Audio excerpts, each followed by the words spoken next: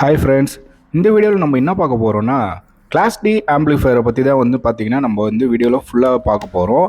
நம்ம 5.1 amplifier assemble பண்ணுறதுக்கு before அதில் யூஸ் பண்ணுற எல்லா ஸ்பேர் பார்ட்ஸும், ஒயரிங் டீட்டெயில்ஸு, கனெக்ஷன் டீட்டெயில்ஸு எப்படி ஃபங்க்ஷன் பண்ணுன்றது வீடியோ ஒன் பை ஒன்னாக பார்த்துக்கிட்டு வரோம்.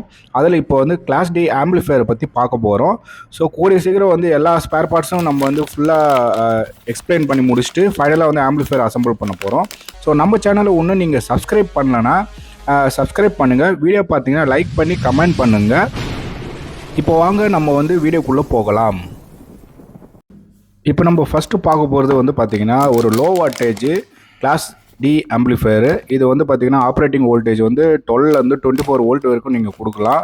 ஆம்பியர் பார்த்தீங்கன்னா ஒரு 3 ஆம்பியர் பார்த்தீங்கன்னா போதுமானது. ஸோ இதுதாங்க இந்த போர்டு. இதில் பார்த்தீங்கன்னா இந்த ஐசிக்கு ஹீட் சிங்லாம் கொடுக்கல. ஸோ இருந்தாலும் நல்லா இருக்கும் பொழுது யூஸ் பண்ணி பார்த்தா தான் தெரியும் இதோட பர்ஃபார்மன்ஸ். ஸோ பேக் சைட்லையும் பார்த்தீங்கன்னா பின் டீடைல்ஸ்லாம் கிளியராக கொடுத்துருக்காங்க. ஃப்ரண்ட் சைடில் நீங்கள் ஃபுல்லாக சால்டரிங் பண்ணுற டைப்பில் இருக்கும்.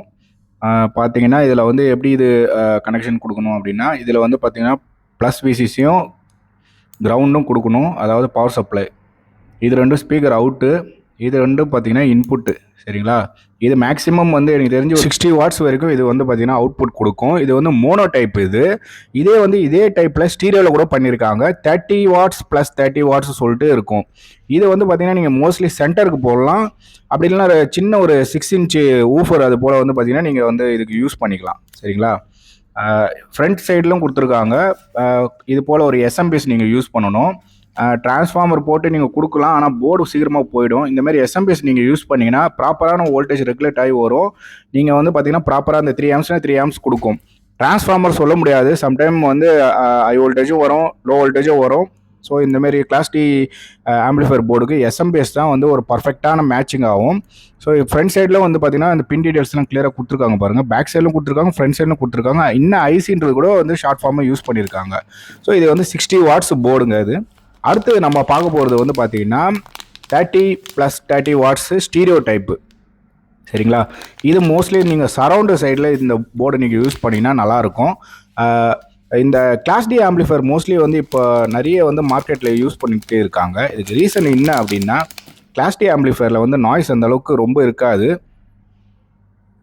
ஸோ இந்த போர்டு பார்த்தீங்கன்னா நல்லா பார்த்தீங்கன்னா லெஃப்ட்டு ரைட்டு, அப்புறம் ஸ்பீக்கரோட அவுட்புட்டும் பார்த்தீங்கன்னா அது போல கொடுத்துருக்காங்க. ரெண்டுமே பார்த்தீங்கன்னா ஒரே ஐசி தான்.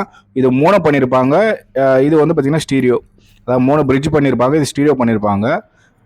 டிபிஏ 3118 ஐசி தான் இது ரெண்டுத்துலையும் யூஸ் பண்ணியிருக்காங்க. இதில் ஹீட் சிங் போட்டிருக்காங்க.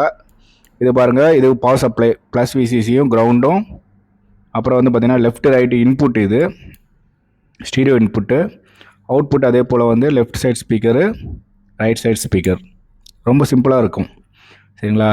இடமும் ரொம்ப ஆக்குபை பண்ணாது. ஹீட் சிங்கும் சின்ன ஹீட் சிங்கே போதும். இதுக்கு பர்ஃபெக்டாக இருக்கும் அந்த போர்டு நீங்கள் யூஸ் பண்ணுறதுக்கு. ஆனால் ப்ராப்பராக நீங்கள் எஸ்எம்பிஎஸ் யூஸ் பண்ணி தான் இது நீங்கள் யூஸ் பண்ணணும். அடுத்து நம்ம பார்க்க போகிற போர்டு பார்த்தீங்கன்னா இது 100 வாட்ஸ் போர்டு. சரிங்களா? இது மோனோ.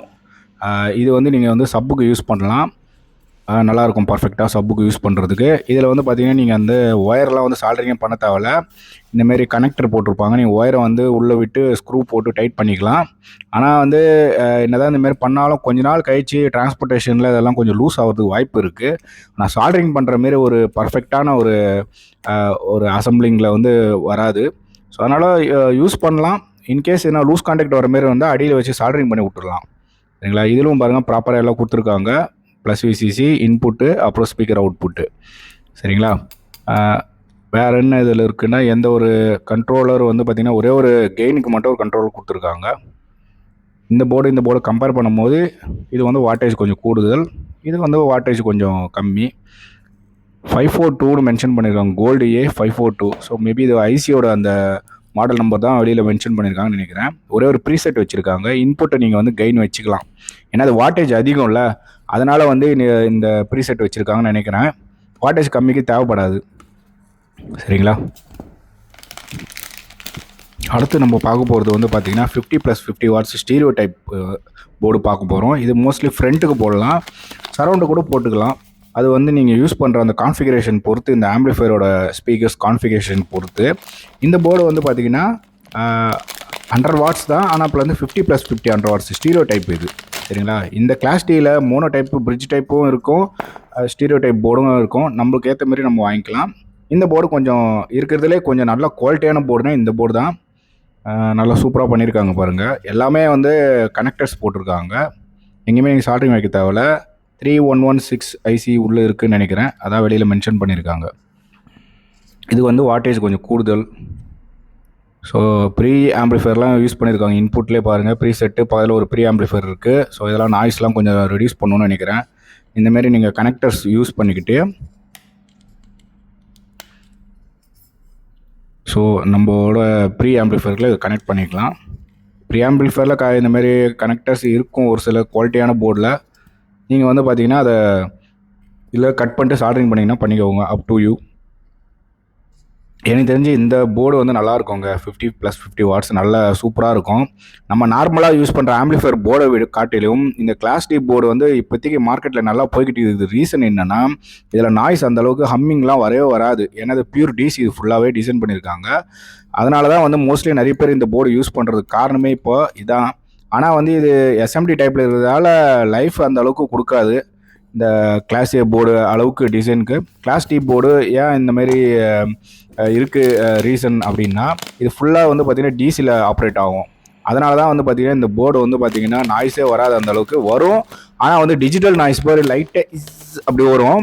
நம்ம நார்மலாக யூஸ் பண்ணுற இந்த LA44 போர்டு, எஸ்டிகே, அப்புறம் டிரான்சிஸ்டர், இதில் வர ஹம்மிங் வந்து கொஞ்சம் டிஃப்ரெண்ட்டாக இருக்கும். நல்லா கெயினாக வரும் அந்த ஹம்மிங்கு. இதில் டிஜிட்டல் நாய்ஸு சில இதெல்லாம் இந்த யூஎஸ்பி போர்டு யூஸ் பண்ணும்போது வரும் பார்த்தீங்களா, அந்த டைப்பில் வரும். இதில் வர நாய்ஸு லைட்டாக அப்படி வரும். அதை நீங்கள் வந்து பார்த்தீங்கன்னா ப்ராப்பராக கிரவுண்டிங்லாம் பண்ணி எஸ்எம்பிஎஸ்லாம் யூஸ் பண்ணி ப்ராப்பராக பண்ணிங்கன்னா அந்த நாய்ஸை கூட ரெடியூஸ் பண்ணலாம். ஸோ இதுதான் ரீசன், வேறு ஒன்றும் இல்லை. ஸ்பேஸை வந்து ஆக்குபை பண்ணாது ரொம்ப. ஈட்ஸிங்கும் நிறைய போகணுன்னு அவசியம் இல்லை. போர்டிலே இருக்கும் எக்ஸிஸ்டிங் ஈஸ்டிங்கே நீங்கள் யூஸ் பண்ணிக்கலாம் இந்த கிளாஸ் டி ஆம்பிளிஃபையரில். ஸோ நம்ம நார்மலாக யூஸ் பண்ணுற போர்டெல்லாம் இருக்குது பார்த்தீங்களா, எஸ்டிகே, இந்த டிரான்சிஸ்டர் டைப்பு, இந்த மாஸ்ஃபெட் டைப்பு போர்டெல்லாம் வந்து பார்த்தீங்கன்னா நீங்கள் நல்லா ஈட்ஸிங் பெருசாக போடணும், ஆம்பிளிஃபையர் வெயிட் ஆகி போயிடும். இதில் வந்து அந்த ஒரு இஷ்யூ இருக்காது. அதனால தான் இந்த போர்டு மோஸ்ட்லி இப்போ யூஸ் பண்ணுறாங்க. ரிமோட் கிட் போட்டு நீங்கள் வந்து கிளாஸ் டி போர்டு யூஸ் பண்ணிங்கன்னா வேறு லெவலில் இருக்கும் அந்த ஒரு சவுண்ட் எஃபெக்ட்டு. வெயிட்டும் ரொம்ப இருக்காது செட்டு. நீங்கள் டிரான்ஸ்போர்ட்டேஷன் கொடுக்குறதுலாம் சூப்பராக இருக்கும். சரிங்களா. இந்த வீடியோவை வந்து பார்த்ததுக்கு மிக்க நன்றி. லைக் பண்ணி கமெண்ட் பண்ணுங்கள். மற்றொரு வீடியோவில் கண்டிப்பாக சந்திக்கலாம் நண்பர்களே.